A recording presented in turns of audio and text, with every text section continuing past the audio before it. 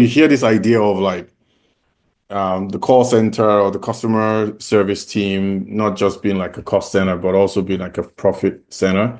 How would you describe the those metrics that really matter when it comes to managing customers and especially like when it comes to customer calls and conversations? Oh, what a great question. I love this question. So I know that when we run a support center, and I had been there many times before, we are mostly focused on operational metrics. Mm, Number of tickets, calls, average handle time, CSAT, NPS. Don't get me wrong, they all matter. yeah. However, if we really want to have a seat at the boardroom, you got to speak their language. Mm, And in my case, in my recommendation is customer lifetime value. The longer you keep this customer buying from you, the better. mm, And support plays a significant role. So what I'm trying to say here is that don't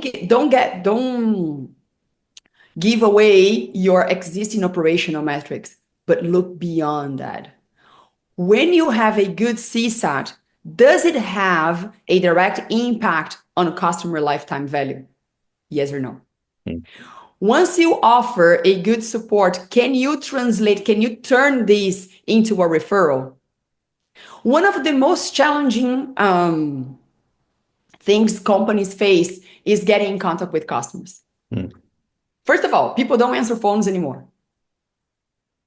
True. Second, particularly if this is coming from an unknown number. Mm. So the likelihood of having someone picking up your call is pretty low nowadays. But support has customers calling them. Mm. Incredible. One of the things that drives me crazy, to be honest with you, is that, oh, average handle time. Let's do things fast. Let's do things fast. And you're not using the opportunity to sell more. Learn. Yeah. How much it's gonna cost you to get this customer on the phone again? How many times will you have to call this customer to potentially talk to this customer again? But if you think support as a cost center, then average handle time matters. If you think support as a revenue center, then you have to rethink your metrics. So again, don't get me wrong. I do think that for us to manage the operations, the floor operations, those metrics are still important, but they do not tell the whole story. And if we limit ourselves, in the same example that I was giving to you about Uber, if we limit ourselves to keep doing things the way we have been doing, we are not going to go to the next level. So understanding what your customer needs and nobody else than your frontliners to tell you what your customers like and do not like. Fantastic. I really like that angle. And, for CX leaders out there who, are wondering, how do I make this shift? How do I go beyond the operational metrics to focus on other, really key metric insights that move the needle on the business? What would be you know, your words for such a leader to ensure that their team is not just collecting data, but also leveraging the insights from the data? Absolutely. So first is don't chase metrics, chase business growth. That's the first thing I would say. Because sometimes people come to me and say, Cami, look at the improvement in NPS. Oh, congratulations. How many clients have you won or have you signed contract out of this NPS? Because the NPS tells you the intention, the likelihood of referring, not the referral itself. Yeah, absolutely. Okay. Yeah. So, and if you are chasing metrics, your metric is good, but is your business growing? Mm. Maybe not. So instead of chasing metrics, chase business growth. That's what matters. Even if we talk about private or public companies, if private, so the owners are looking for making more money. If you are looking for public, the stakeholders are looking for a better return of their investment. So no matter where you look at, return of investment is the name of the game. For sure. For you to transition, first of all, it starts from company's goal. Once again, what is the main challenge of this company? Revenue, profitability, expansion, you name it. Wonderful. What can you do with what you have handy?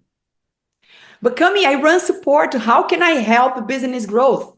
I'm going to give another example of one of my past employers. They launched a referral program, a very attractive referral program. Initially, it was limited to the sales team, which is what's expected, right? So the sales team will promote, and maybe marketing, we're going to email our clients. First of all, what is the open rate of an email on average? 10%, 15% with good luck? Yeah. Second, what is the action taken out of opening an email? It drops 2 to 3%. Yes. Okay, so we're not in an era of email anymore to start with. Then second, you are going after your clients. If I'm going to ask the same person to go after clients and to work on referrals, what am I doing? Splitting the resource, which means that I'm doing 50% of each with luck instead of 100% of one. On the other hand, again, you have clients contacting support absolutely every day, right? Yep. What is the best moment for you to ask for a referral? Once you have a good experience. Yeah. So don't limit yourself to the CSAT. Have you had a good experience? Fantastic. Who else do you want to have the same experience as you did? Give me the referral. That's exactly what we did, and we became the largest referral channel for that organization. Wow. What can you do with what you have at hand? So how do you track this? How do you track these metrics? Like, how do you look at the data? What kind of tools and systems? And then what kind of metrics do you look at in the data to get this going?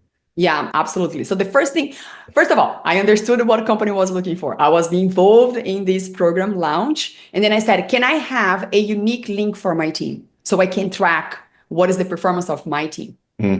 That was the first thing that I asked for. Because with that unique link, again, I could pull the data. And every month we were looking at the performance of the program, and we could identify which link was being used for the referral. That's how. Fantastic. Use the data in your favor. We live in a world full of data, especially now with AI. My goodness, even more. But I would argue that some teams have better tools and systems than others. And so if you're on a team, your team is still like a little bit traditional. They haven't Uber is more sophisticated, right? They probably have great tools for analyzing data. So what would be your advice to like someone who feels limited by the tools, the systems they have to really make sense of data flowing through customers? Yeah, I don't want to promote any company here, but Excel Sure. is still the most used tool once you don't have the sophisticated ones. Just query the data in Excel. Even though Uber is very sophisticated, I can't tell you how much we used to use Excel at Uber. Because everything started with us pulling data and understanding what was going on. Once we identified, and again, I was in Latin America, Uber is global. So I had to compete with other regions that were way bigger than me in terms of revenue. But the thing is, chase one thing, Odun. What I see people making, one of the mistakes is chasing different things. And what you are doing, you're just splitting your resources. And I used to tell my team, and now I tell my mentees, do 100% of one thing and not 10% of 10. The effort is most likely the same, if not more, to do 10% of 10. However, the perception is completely different. Cross the finish line of what really matters. And what really matters, you need to get back to the strategy, you need to get back to the company's goals to understand. And that's what really matters. Anything else comes second. I'm not saying it's not important, but if you have to prioritize, what are you going to do? Am I going to chase my CSAT or am I going to chase the referral? So let's go a little bit deeper now in terms of like using the insights from, say, call conversations, call insights to drive decision making outside of the team. So like products, Oh, yeah. marketing, sales. How do you get that going, that kind of process, working with other stakeholders? How do you operationalize that? Yeah. Another secret sauce to share here now. For you to engage with anyone else, any other person, it cannot be about you. It Mm, has to be about the other person. yes. So I'm here today for you, not for me, for your audience. So whatever I can do to help your audience to be more successful, to give insights to your audience, the better. This is my success today. Not me being on camera and being a podcast. No. Let's take this to organizations. If you go to marketing, trying to kind of tell marketing what to do, guess what? You're not going to be successful. Marketing, how can I help you to be more successful? I have a lot of data. What would make you more successful? Oh, the referral program? Be my guest. Come with me. Then you start asking, okay, for me to help you be more successful, can you help me having a unique link? Because the referral program was from marketing, not from Yeah. me, not from support. Product. How can I help you be more successful? Oh, Cami, we need to drive adoption. Wonderful. I have data. How can I help you? So what I used to do when in corporates, create what I call CX Council. What I used to invite the senior leaders, I would say from managers and above, to be honest with you. It started with senior leaders, but then I realized that I had to bring more people to actually deliver on ththose initiatives Mm. to let them know, say, hey, this is what our customers are doing. And you know what? If you want to know this real time, I can help you. Come, really? Yes. How can I help you be more successful? It's not about me. Cami, if I had this and that report on that dashboard, we could kind of create product or we could create campaigns a lot faster. Wonderful. This is going to drive better satisfaction. This is going to make support Yeah. more successful. Yeah. It's about solving for others. Every time I see people, and I commit these mistakes many times in my professional life, thinking that it was about me. It's not about me. It's about others. Your success is my main goal, not the other way around. So Fantastic. Yeah. bring people along. Understand, again, what is the company's goal? How every silo or how every department in that organization is trying to be successful. And be the connector. Because to me, this is customer experience. Is the ability of connecting different kind of pieces, different players in the benefit of the business. And the benefit of the business is the benefit of the clients. Fantastic. I really like how you frame that. Like you're really the connector. You're serving not just the customers, but also the internal teams to help you serve those customers even better. How do you think about, AI? How do you see AI improving CX workflows and especially like analyzing, calls, analyzing data? What opportunities do you see given your experience? You were there, before AI, and now what opportunities do you see? Yeah, absolutely. I love kind of sharing experience. So let's think about a frontline agent before AI. A call comes in. With luck, you have an idea of what this is about. If your IVR is very intuitive, and two, if the client chose the right option. But that as much as you know, right? Think Yeah, of you calling any support team. Press one for this, two for that. So when a call comes in, that's the information that an analyst has handy. mm, What does this person in general needs to do? Who you are. Let me find your account. I need to scan. Do you have past tickets? When was the last time that you engaged with us? Okay, what is your problem? Most likely, or very frequently, the way you're going to express your problem is different than how the knowledge base is documented. true. So this person must be, I don't know, a warrior to do all of those things in such short period of time, because the team lead is behind his back saying, hey, average handle time, average handle time. You're going to do faster. You're going to do faster. That was the reality before AI. What does AI do for this person? Let's think about kind of here the employee experience. Okay, because I tell people there is no way you can give something you don't have. If you as an employee, you don't have a good experience, how can you deliver a good experience to your client? AI. First of all, I hope we get rid of IVR. You just express your problem and your AI is going to understand and is going to direct you to the best skilled, equipped person for that particular problem. 2, once you reach that person, AI has already put on the screen what were the past tickets, when was the last time that this person contacted, and what is the recommendation. Do you think this person is going to be more successful with AI? Yes or no? For sure.